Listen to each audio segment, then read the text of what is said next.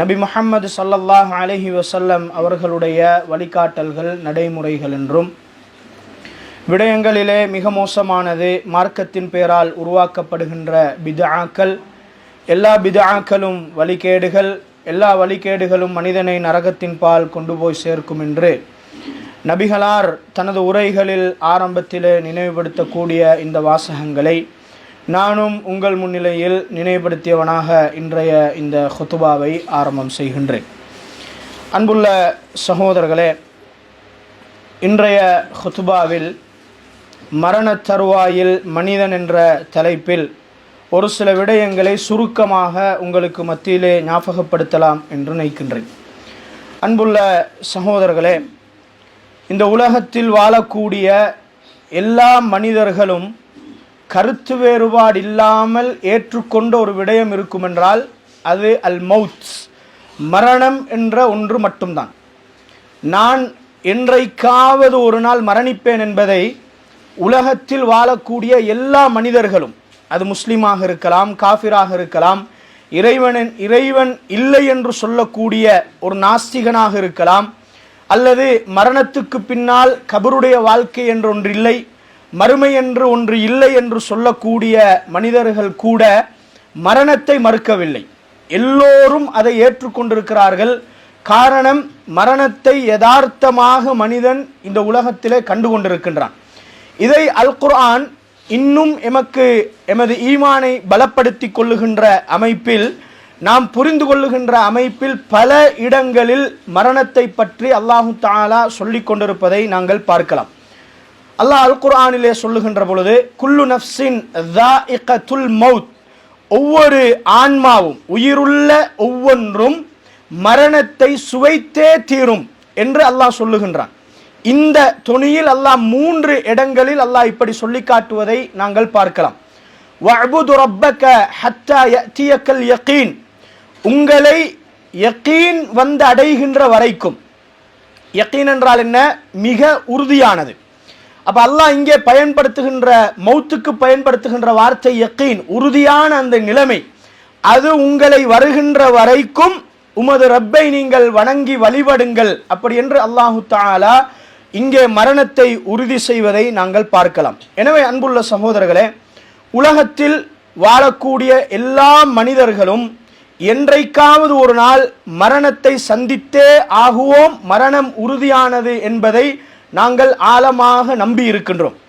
அதே போல எப்படி இந்த உலகத்தில் மரணம் என்ற ஒன்று உறுதியானதோ, அதே போன்று அந்த ஒவ்வொரு மரணத்திற்கும் சக்கராத் என்கின்ற ஒரு நிலை நிச்சயமானது.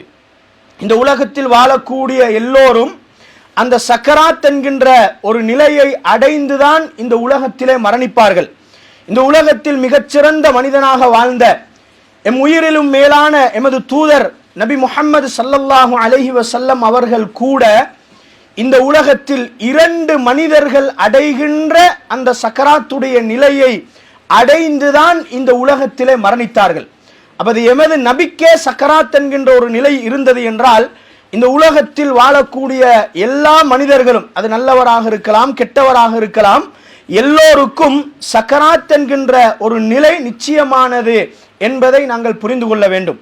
அல்லாஹ் அல் குர்ஆனிலே சொல்லுகின்ற பொழுது, வஜாஅத் சக்கரத்துல் மௌத் பில் ஹக், உண்மையிலே சத்தியமாக சக்கராத் என்கின்ற அந்த நிலை, சக்கராத்துல் மௌத், மௌத்துக்கு அந்த சக்கராத் என்கின்ற நிலை வந்துவிட்டது.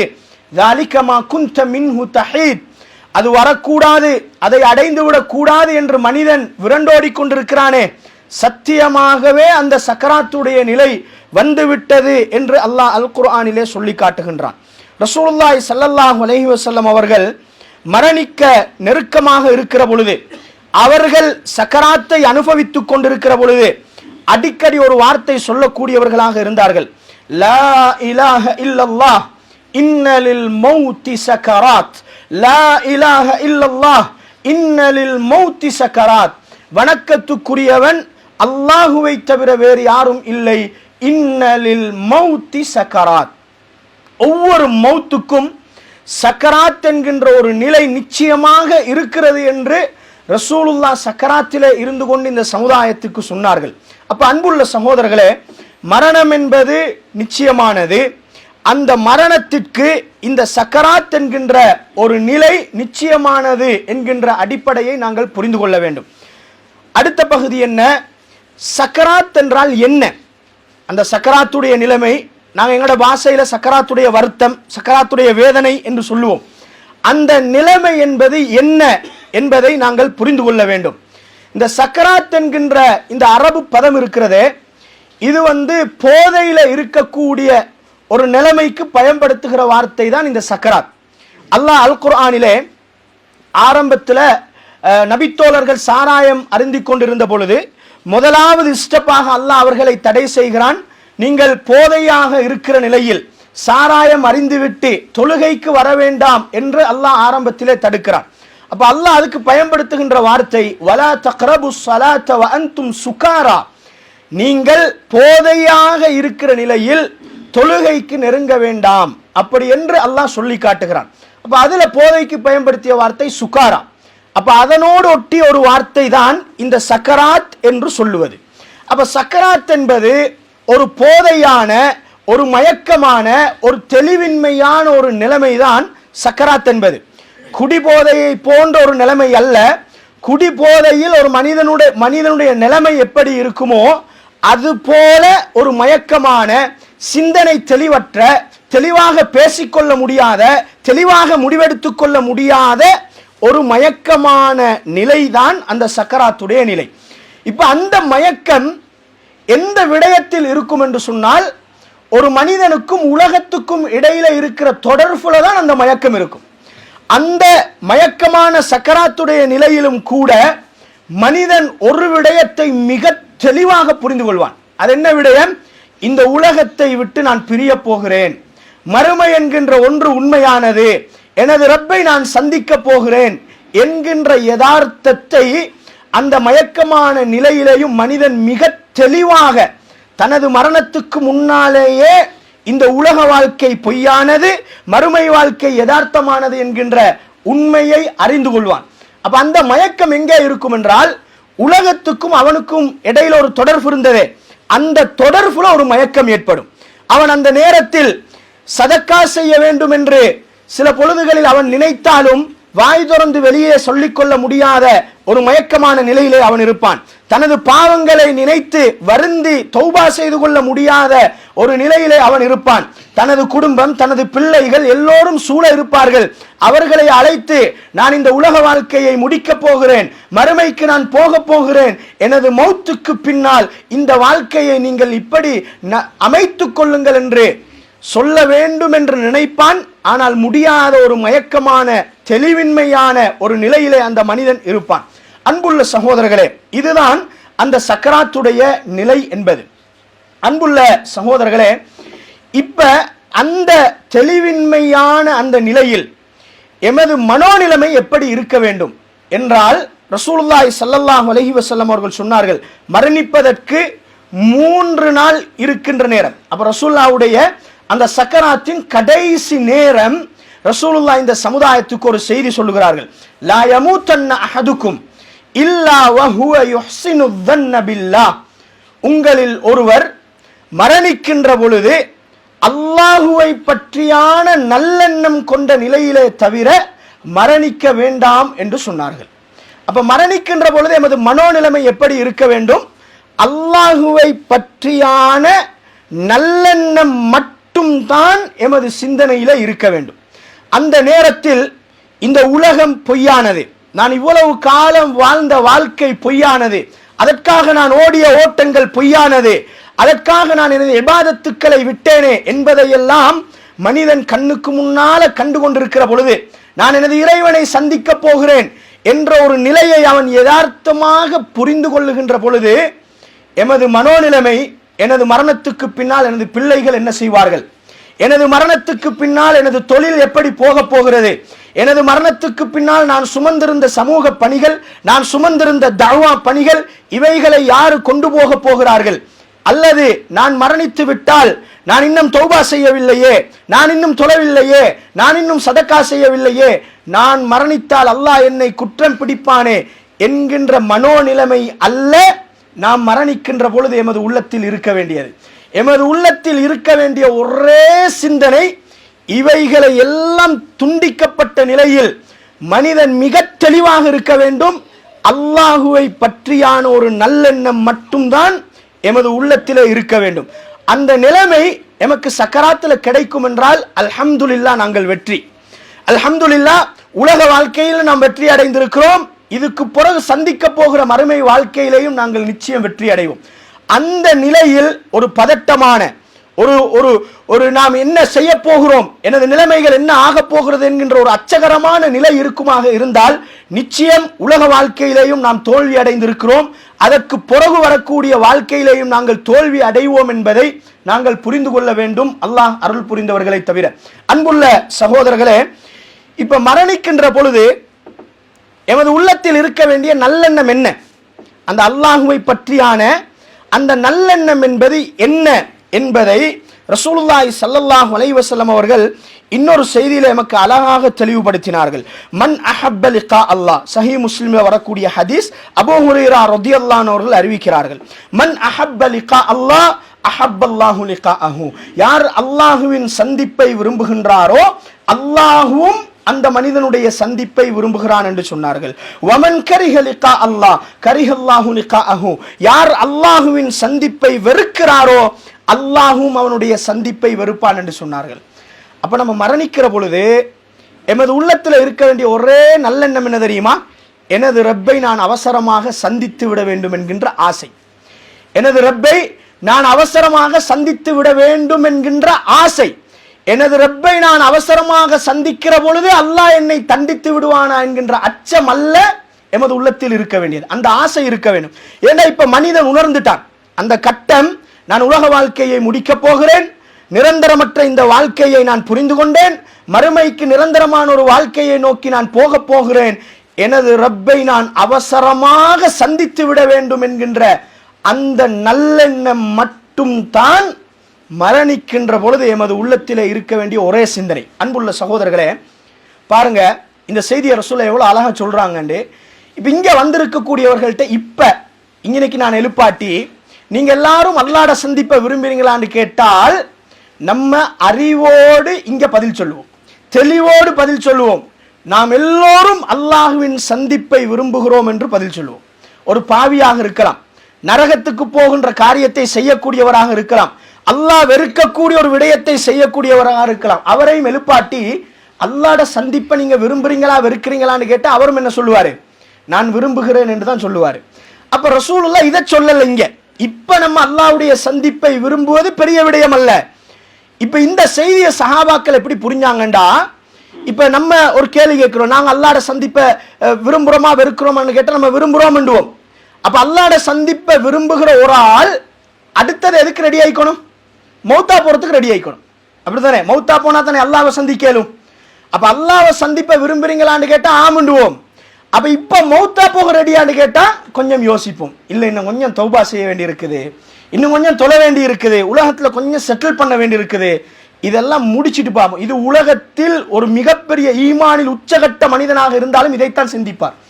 மரணத்தை யாரும் விரும்ப மாட்டார்கள். நபித்தோழர்களுடைய நிலைமையும் இப்படித்தான் இருந்தது. இந்த செய்தி அவர்கள் அப்படி புரிஞ்சதனால ரசூலுல்லாஹ்ட்ட கேட்டார்கள், அல்லாஹ்வுடைய தூதரே, அல்லாஹ்வை சந்திக்க விரும்புகிற ஒரு ஆள் மௌத்தா போறதுக்கு ரெடி ஆகணும். வலைஸ மின்னா வஹுவ யக்ரஹுல் இல்லா வஹுவ யக்ரஹுல் மௌத், எங்கள்ல யாரும் மௌத்த விரும்புற நிலையில ஒருத்தர் கூட என்ன செய்ய மாட்டோம், இருக்க மாட்டோமே அல்லாஹ்வுடைய தூதரே. அப்படி என்று சொன்ன நேரம் ரசூலுல்லாஹி ஸல்லல்லாஹு அலைஹி வஸல்லம் அவர்கள் சொன்னார்கள், அது அப்படி அல்ல. இதா ஷஹஸல் பஸர் வஹஷ்ரஜ ஸத்ர் வக்ஷஅரல் ஜில்த் வதஷன்னஜத்தில் அஸாபி, உங்களுடைய பார்வைகள் அப்படியே விழித்து போகின்ற பொழுது, வஹஷ்ரஜ ஸத்ர் உள்ளத்திலே மூச்சு இழுக்கின்ற அந்த சத்தம், கொதிக்கிற அந்த சத்தம் உங்களுக்கே கேட்க ஆரம்பிக்கிற பொழுது, உங்களுடைய தோள்கள் எல்லாம் அப்படியே சிலிர்த்து போகின்ற பொழுது, உங்களுடைய விரல்கள் கோரிக்கொள்ளுகின்ற பொழுது, ரசூல் எங்க சொல்றாங்க, இதான் சக்கராத்துடைய நிலைமை. சக்கராத்துடைய இந்த நிலையில் மன் அஹப்ப லிகா அல்லாஹ் அஹப்பல்லாஹு லிகாஹு, அந்த நேரத்தில் யார் அல்லாஹ்வின் சந்திப்பை விரும்புகிறாரோ அல்லாஹ்வும் அவருடைய சந்திப்பை விரும்புவான். அந்த நேரத்தில் யார் அல்லாஹ்வின் சந்திப்பை வெறுப்பாரோ அல்லாஹ்வும் அவருடைய சந்திப்பை வெறுப்பான். அப்ப அன்புள்ள சகோதரர்களே, நான் ஏற்கனவே சொன்னேன், சக்கராத்ன்றது ஒரு போதையான நிலைமை, ஒரு மயக்கமான நிலைமை. இப்போ உலகத்துல இந்த சாராயம் அருந்தி போதையில இருக்கக்கூடிய ஒரு மனுஷனை பாருங்க பாப்போம்.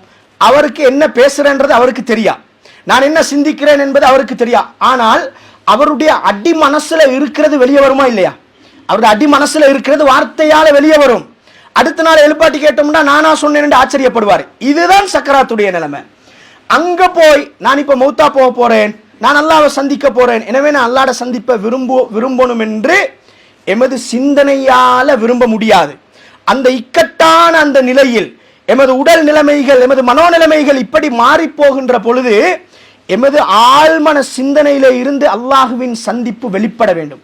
அப்படி வெளிப்பட வேண்டும் என்றால் அதற்கான ஒரு வாழ்க்கை உலகத்தில் வாழ்ந்திருக்க வேண்டும். எமது உள்ளத்தை அல்லாஹ்வுக்கென்று நாம் பழக்கி இருக்க வேண்டும்.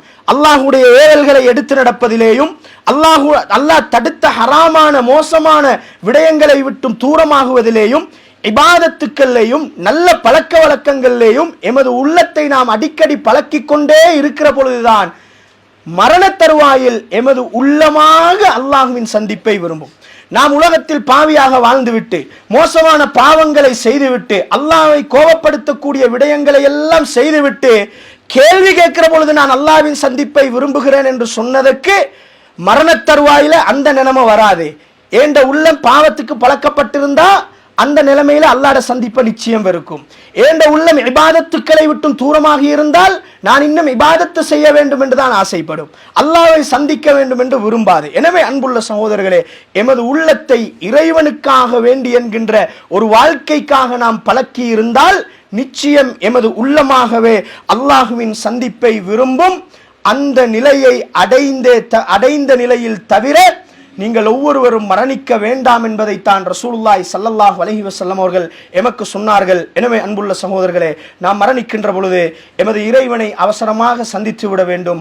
அல்லாஹுவின் திருப்பொருத்தத்தின் பக்கமும் அல்லாஹுவின் மக்ஃபிரத்தையும் நான் அவசரமாக அடைந்து விட வேண்டும் என்கின்ற அந்த நல்லெண்ணத்தோடு நாங்கள் மரணிக்க வேண்டும். அல்லாஹு தஆலா அதற்கு எனக்கும் உங்களுக்கும் தௌஃபீக் செய்வானாக. அல்ஹம்துலில்லாஹ் அல்ஹம்துலில்லாஹி ரப்பில் ஆலமீன் வஸ்ஸலாத்து வஸ்ஸலாமு அலா அஷ்ரஃபில் அன்பியாஇ வல் முர்சலீன் நபியினா முஹம்மதின் வ அலா ஆலிஹி வ ஸஹ்பிஹி அஜ்மஈன். அம்மா பஅத். அன்புள்ள சகோதரர்களே, ஒரு மனிதன் தனது மரண தருவாயில் அவன் உலகத்தில் வாழுகிற நேரம் இதுவரைக்கும் அவன் கண்டிராத சில காட்சிகளை அவன் காண ஆரம்பிப்பான். அவன் காணுகின்ற அந்த காட்சியின் மூலம் எனது மறுமை வாழ்க்கை எப்படி இருக்க போகிறது என்பதை அந்த மரண தருவாயில் மனிதன் மிக தெளிவாக உணர்ந்து கொள்வான். ஒரு தடவை ரசூலுல்லாஹி ஸல்லல்லாஹு அலைஹி வஸல்லம் அவர்கள் நபித்தோழர்களோட ஒரு ஜனாசாவை அடக்கம் செய்யறதுக்காக தூக்கிட்டு கபிரிஸ்தானத்துக்கு போறாங்க. மையவாடிக்கு போய் பார்த்தா கபரு தோண்டப்பட்டில்லை.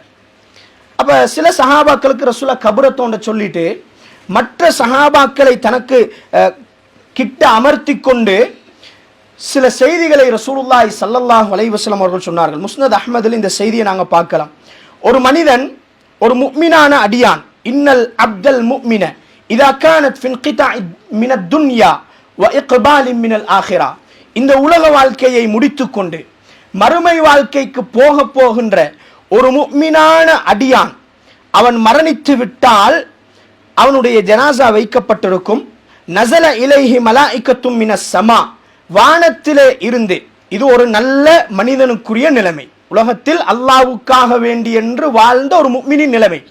வானத்திலே இருந்து மலக்குமார்கள் ஒரு கூட்டம் என்ன செய்வார்கள், அவனிடத்தில் இறங்குவார்கள். இப்ப இது உலகத்தை விட்டு அவன் இன்னும் உயிர் பிரியல்ல, உயிர் உடம்புல இருக்கிறது, மரணிக்க போகின்ற நிலைமை. இதுவரை காலமும் மலக்குமார்களை அவன் படித்திருக்கிறான், கேட்டிருக்கிறான், ஆனால் மலக்குமார்களை கண்டதில்லை. மரணிப்பதற்கு முன்னால் அந்த மனிதன் தனது கண்ணால் அந்த மலக்குமார்களை பார்ப்பான். அது அவனுக்கு மட்டும்தான் விளங்கும், அல்லாஹ் எடுத்து காட்டுவான். அந்த மலக்குமார்கள் இறங்குவார்கள், அவனுடைய படுக்கையை சுற்றி அவர்கள் நின்று கொள்வார்கள். அவன் பார்க்கின்ற தூரத்தில் அவன் அந்த காட்சியை பார்ப்பான். இப்ப இறங்கின மலக்குமார்கள் அவர்கள் எப்படி இருப்பார்கள் என்றால், அவர்களுடைய முகங்கள் மிக வெண்மையானதாக இருக்கும். கஅன்ன வுஜூஹஹுமுஷ் ஷம்ஸ், அவர்களுடைய முகங்கள் சூரியனை போன்று பிரகாசம் அளிக்கும். அவ்வளவு ஒரு அழகான தோற்றத்தில் இருப்பார்கள். மஅஹும் கஃபனும் மின் அக்ஃபானில் ஜன்னா, அவர்களுடைய கையில் சுவர்க்கத்து கஃன் புடவை இருக்கும் என்று சொன்னார்கள். வஹனூத்தும் மின் ஹனூத்தில் ஜன்னா, அவர்களுடைய கையில் சுவனத்து வாசனை திரவியங்களில் சிலது அவர்களுடைய கையிலே இருக்கும். அவர்கள் இறங்கி அந்த மனிதனை சுற்றி அவர்கள் நின்று கொள்வார்கள். அந்த காட்சியை அவன் பார்த்து கொண்டிருக்கிற பொழுது, இந்த மலக்குமார்கள் இப்ப எதுக்கு வெயிட் பண்ணுகிறார்கள் என்றால், இந்த மனிதனுடைய உயிரை கைப்பற்றுவதற்கு அல்லாஹ் ஒரு மலக்குல் மௌத்தை தீர்மானித்திருக்கிறான். அல்லாஹ் ஒவ்வொரு மனிதனுக்கும் மலக்குல் மௌத் சிலரை அல்லாஹ் தீர்மானித்திருப்பான். அது எனக்கு ஒருவராக இருக்கலாம், உங்களுக்கு ஒருவராக இருக்கலாம். இந்த இஸ்ராயில் அல்லது இஸ்ராஃபீல் என்று சொல்லுவாங்க, உயிரெடுக்கிற மலக்கு. அதுக்கு ஹதீஸ்ல எந்த ஆதாரமும் இல்லை. அல்லாஹ் குர்ஆன்ல சொல்றதும் மலக்குல் மௌத், ரசூலுல்லாஹ் ஹதீஸ்ல சொல்றதும் மலக்குல் மௌத். அவர் இறங்குவார்.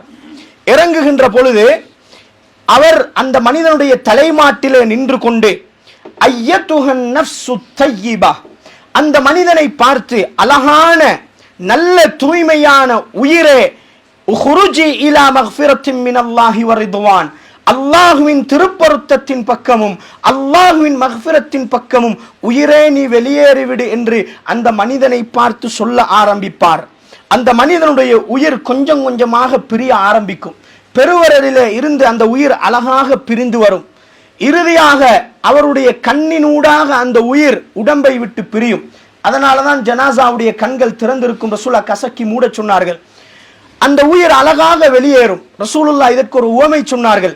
ஒரு நீர் பையிலே தண்ணீரை ஊற்றினால் அது நிரம்பி நிரம்பி நிரம்பி வந்து கடைசியாக எப்படி அழகாக நிரம்பி வழிந்து ஓடுமோ அதுபோல ஒரு அழகான நிலையில் அந்த மனிதனுடைய உடம்பை விட்டும் அந்த உயிர் வெளியேறும் என்று சொன்னார்கள். வெளியேறுகின்ற பொழுது மலக்குல் மௌத் அந்த உயிரை தனது கையிலே எடுப்பார். எடுத்து கண் சிமிட்டுகின்ற நேரத்துக்குள் அந்த மலக்குமார்கள் ஒரு கூட்டம் இறங்கினார்களே, அவர்கள் அந்த உயிரை அப்படியே பறித்தெடுப்பார்கள். சுவனத்து கஃனில் அந்த உயிரை சுற்றுவார்கள். சுவனத்து வாசனை திரவியங்களை அந்த உயிருக்கு தெளிப்பார்கள். வானலோகத்தை நோக்கி அவர்கள் அந்த உயிரை எடுத்து செல்வார்கள். முதலாவது வானம் தட்டப்படும். வானம் முழுக்க அந்த மனிதனுடைய வாசனை திரவியம், சுவனத்தினுடைய வாசனை அடிக்க ஆரம்பிக்கும். வானத்திலே இருக்கக்கூடியவர்கள், யாருடைய உயிர் இது? அழகான ஒரு வாசம் அடிக்கிறது, சிறந்த உயிராக இருக்கிறது, இது யாருடைய உயிர் என்று கேட்கின்ற பொழுது அந்த வானத்தில் இருக்கக்கூடியவர்களுக்கு சொல்லப்படும், இது இன்னாருடைய உயிர், இன்னாருடைய மகன், இன்னாருடைய உயிர் என்று சொல்லப்படும். வரவேற்று அந்த மனிதனுக்காக வானத்தின் கதவுகள் திறக்கப்படும். இப்படி ஒவ்வொரு வானமாக நடக்கும். 7 வானங்களை தாண்டி அல்லாஹுவிடத்தில் அந்த உயிர் கொண்டு செல்லப்படும். அல்லாஹு தஆலா அந்த உயிர் அவனிடத்திலே கொண்டு செல்லப்பட்டதற்கு பின்னால் அந்த மலக்குமார்களிடத்திலே சொல்லுவான், இந்த உயிரை இல்லியூன் என்று சொல்லக்கூடிய நல்ல மனிதர்களுடைய உயிரை பதிவு செய்கின்ற பதிவேட்டில் இந்த உயிரை நீங்கள் பதிவு செய்து விடுங்கள் என்று சொல்லிவிட்டு அல்லாஹ் சொல்லுவான், அதற்கு பின்னால் உலகத்துக்கு திருப்பி அனுப்பிவிடுங்கள், இந்த உயிரை உலகத்திற்கு திருப்பி அனுப்பிவிடுங்கள் என்று அல்லாஹ் சொல்லுவான். அதுக்கு பின்னால்தான் கபருக்குள்ள அந்த உயிர் மீண்டும் திருப்பி கொடுக்கப்படும். கபருடைய வாழ்க்கை ஆரம்பிக்கும். அது தனியான ஒரு பகுதி. இது ஒரு நல்ல மனிதனுடைய நிலைமை சகோதரர்களே. அல்லாஹு தஆலா எனக்கும் உங்களுக்கும் இந்த நிலைமையை நசீபாக்க வேண்டும். இதுவே ஒரு மோசமான மனிதனாக இருந்தால், ஒரு பாவியாக இருந்தால், வானத்திலே இருந்து மலக்குமார்கள் ஒரு கூட்டம் இறங்குவார்கள். அவர்களுடைய முகங்கள் மிக கருப்பான ஒரு பயங்கரமான தோற்றத்திலே அவர்களுடைய தோற்றம் இருக்கும். அந்த மனிதன் பார்க்கின்ற அளவில் அவர்கள் அந்த படுக்கையை சுற்றி நின்று கொள்வார்கள். இந்த நிலையில் ஒரு மனிதனுடைய மனோநிலைமை எப்படி இருக்கும்? அல்லாஹுவை சந்தித்து விட வேண்டும் என்று அவர் விரும்புவாரா? அல்லாஹுவை நான் சந்தித்து விடக் கூடாது என்று அவர் பதறி போவார். அந்த மாதிரி அந்த தோற்றம் இருக்கும். அவர்கள் இந்த மனிதனுடைய உயிரை கைப்பற்றுவதற்கான மலக்குல் மௌத் இறங்குகின்ற வரைக்கும் வெயிட் பண்ணுவார்கள். மலக்குல் மௌத் இறங்குவார். அந்த மனிதனுடைய தலைமாட்டிலே நின்று கொண்டு, யா ஐயத்துஹன் நஃப்சுல் ஹபீஸா, மோசமான ஆன்மாவே, உயிரே, உஹ்ருஜி இலா ஸஹத்தின் மினல்லாஹி வ கதப், அல்லாஹ்வின் கோபத்தின் பக்கமும் அதிருப்தியின் பக்கமும் நீ வெளியேறிவிடு உயிரே என்று அந்த உயிரை பார்த்து மலக்குல் மௌத் சொல்ல ஆரம்பிக்கின்ற பொழுது சுபஹானல்லாஹ், அந்த உயிர் வெளியேறாது. அந்த உயிர் உடம்புக்குள் தள்ளாட ஆரம்பிக்கும், அங்கும் இங்குமாக ஓட ஆரம்பிக்கும். அந்த மலக்குல் மௌத் அந்த உயிரை பிடித்து தனது கரத்தால் இழுத்து எடுப்பார். ரசூலுல்லாஹ் இதற்கு ஒரு உவமை சொன்னார்கள். ஒரு ஈரமான துணியை ஒரு முள்வேலியில் போட்டு இழுத்தால் அது எப்படி பிந்தி இழுபட்டு வருமோ அது போன்று அந்த உடம்பிலே இருந்து அந்த உயிர் பறிக்கப்படும் என்று சொன்னார்கள். எவ்வளவு அழகான ஒரு உவமை என்று பாருங்க. ரசூலுல்லாஹ் காய்ந்த ஒரு புடவைய ஒரு முள்வேலியில போட்டா லேசா வந்துடும், நலஞ்ச புடவைய போட்டா பிஞ்சி தான் வரும். அது மாதிரி ஒரு பயங்கரமான நிலையில் அந்த மனிதனுடைய உயிர் கைப்பற்றப்படும். கண் சிமிட்டுகின்ற நேரத்தில் அந்த மலக்குமார்கள் உயிரை பிடித்து எடுத்துக்கொண்டு வானலோகத்தை நோக்கி புறப்பட ஆரம்பிப்பார்கள். முதலாவது வானம் தட்டப்படும். வானத்தில் இருக்கக்கூடியவர்கள் கேட்பார்கள், ஒரு மோசமான மனிதனுடைய உயிராக இருக்கிறதே, துர்நாற்றம் அடிக்கிறதே, யாருடைய உயிர் இது? யாருடைய உயிர்? இன்னாருடைய மகன், இன்னாருடைய உயிர் என்று சொல்லப்படும். அவருக்காக வானத்தின் கதவுகளை திறக்க மாட்டோம் என்று முதலாவது வானத்திலேயே மறுக்கப்படும். சகோதரர்களே, அந்த நேரத்தில் அல்லாஹு தஆலா சொல்லுவான், அந்த மனிதனை சிஜ்ஜீன் என்கின்ற மோசமான மனிதர்களுடைய உயிரை பதிவு செய்யக்கூடிய பதிவேட்டில் பதிவு செய்துவிட்டு உலகத்துக்கு திருப்பி அனுப்பிவிடுங்கள் என்று சொல்லுவான். அதற்கு பின்னால்தான் கபருடைய வாழ்க்கை ஆரம்பிக்கும். இதுதான் மனிதனுடைய மரண தருவாயில் மனிதன் காணுகின்ற காட்சி. அந்த தருவாயில் அந்த மோசமான மனிதனாக இருந்தால் அவனுடைய மனக்குமுறல்கள் எப்படி இருக்கும் தெரியுமா? லௌலா அஹர்தனி இலா அஜலின் கரீப், யா அல்லாஹ், எனக்கு நீ இன்னும் கொஞ்சம் அவகாசம் தந்திருக்க கூடாதா? நான் தௌபா செய்வதற்கும், நான் சதக்கா செய்வதற்கும், நான் சாலிஹான மனிதனாக மாறுவதற்கும் எனக்கு இன்னும் கொஞ்சம் டைம் தந்திருக்க கூடாதா என்று மனிதன் மனக்குமரல்ல அவன் இருப்பான். அவனுடைய மனோநிலைமை அப்படி இருக்கும். அல்லாஹ் பதில் சொல்லுவான், வலையு அஹிரல்லாஹு நஃப்ஸன் இதா ஜா அஜலுஹா, அஜல் வந்துட்டா எந்த காரணத்தை கொண்டும் பிற்படுத்தப்பட மாட்டாது. 60 வருடம், 70 வருடம், 50 வருடம் வாழ்க்கை தரப்பட்டதே, வீணாக கழித்து விட்டாயே, இப்போது அவகாசம் கேட்பதில் எந்த பிரயோசனமும் இல்லை. இன்னொரு இடத்துல அல்லாஹ் சொல்லுவான், இன்னஹா கலிமத்துன் காயிலா, அதாவது இது ஒரு வாய் வார்த்தையே தவிர, இன்னஹா கலிமத்துன் ஹுவ காயிலுஹா, இது ஒரு வாய் வார்த்தையே தவிர வேறொன்றும் இல்லை. நான் இதை கணக்கெடுக்க மாட்டேன், அவகாசம் தரப்பட மாட்டாது என்று அல்லாஹுடைய பதில் இருக்கும் என்பதை மரணிப்பதற்கு முன்னாலேயே அல்லாஹ் எமக்கு சொல்லிவிட்டான். நான் மோசமான மனிதனாக இருந்தால் எமது மரண தருவாய் இப்படித்தான் இருக்கும் என்பதை அல்லாஹ் இப்போதே சொல்லிவிட்டான். இது ஒரு பெரிய நிஅமத்தா இல்லையா? எனவே அன்புள்ள சகோதரர்களே, உலகத்தில் வாழுகின்ற நேரம் எமது உள்ளம் இறைவனுக்காக வேண்டி என்று வாழ வேண்டும். நாம் வாழுகின்ற வாழ்க்கை அல்லாஹுக்கு பொருத்தமான ஒரு வாழ்க்கை வாழ வேண்டும். எப்போதும் எந்த நிலையிலும் எந்த நாளும் மரணத்திற்கு ரெடியான நிலையில் எமது லைஃபை அமைத்திருக்க வேண்டும். அது உலகமாக இருக்கலாம், மறுமையாக இருக்கலாம். உலகத்தில் கொடுக்க வேண்டிய கடன்கள் இருக்கிறதா, பிள்ளைகளுக்கு சொல்ல வேண்டிய உபதேசங்கள் இருக்கிறதா, தான் செய்யக்கூடிய சமூக பணியாக இருக்கிறதா, தாவா பணியாக இருக்கிறதா, நான் மரணித்தால் இதற்கு என்ன தீர்வு என்பதை மரணத்தருவாயில் யோசிக்கிற நிலையில் நாம் இருந்துவிடக்கூடாது. ஒவ்வொரு நாளும் இதை யோசித்து என்னால செய்ய முடியுமானதை நான் செய்திடணும், அல்லது எனக்கு பின்னால் இதை யாரு செய்வார்களோ அவர்களுக்கான வழிகாட்டலை கொடுத்த நிலையில் மரணிக்கின்ற பொழுது அல்ஹம்துலில்லாஹ், எனது ரப்பை நான் சந்திக்க போகிறேன் என்கின்ற நிலை மட்டும் எமது உள்ளத்திலே இருக்க வேண்டும். அதற்கு அல்லாஹு தஆலா எனக்கும் உங்களுக்கும் தௌஃபீக் செய்வானாக. ஹாதா மா இன்தி வல் இல்மு இன்தல்லாஹ். கூலு கௌலி ஹாதா அஸ்தக்ஃபிருல்லாஹ் லி வ லக்கும் வ ஆகிரு தஅவானா அனில் ஹம்துலில்லாஹி ரப்பில் ஆலமீன்.